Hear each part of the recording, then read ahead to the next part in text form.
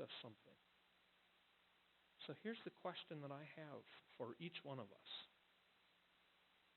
How can we be willing to pay that cost?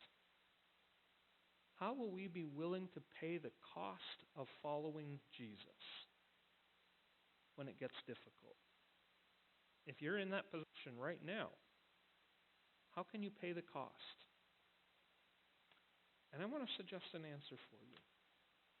The only way we will ever pay the cost to follow Jesus, the only way we will obey Jesus no matter what,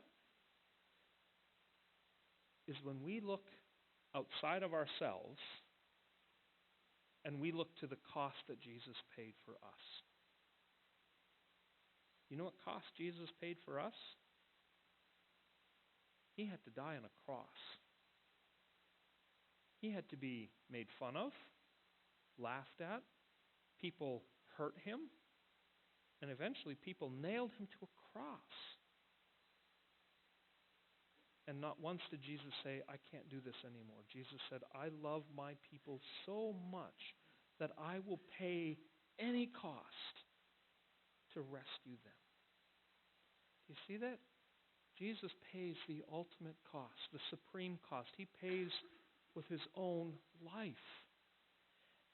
And it's when we look at the cost that Jesus paid so willingly and so gladly for you and for me that we say to ourselves, how can I hold anything back? How can I not give up everything who's given his life for me? The way we'll pay the cost of following Jesus, the way we'll be willing to say, I'll obey Jesus no matter what people think of me. I'll obey Jesus even if they make fun of me, even if they laugh at me, even if my friend doesn't want to be friends with me anymore. I'll pay that because Jesus loved me so much that he died on a cross for me. And then there's one more thing. Because you know what? Sometimes we're going to get this wrong. Some of us have had this experience. You're following Jesus, you want to follow Jesus, and then you're put in that position where you have to pay the cost, and then in the moment, you back down. In the moment, you don't do what you know you ought to have done. You don't follow Jesus the way you really know you should have. And sometimes we can look at ourselves and we can say, I'm just such a terrible disciple. I'm really a failure. How could Jesus possibly still love me? Sometimes we get discouraged like that. What do we do then? What do we do when following Jesus, when we make mistakes, when we don't follow Jesus the way we ought?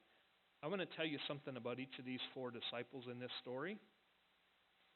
They followed Jesus for 3 years, and then when Jesus was in his most painful, frightening moment,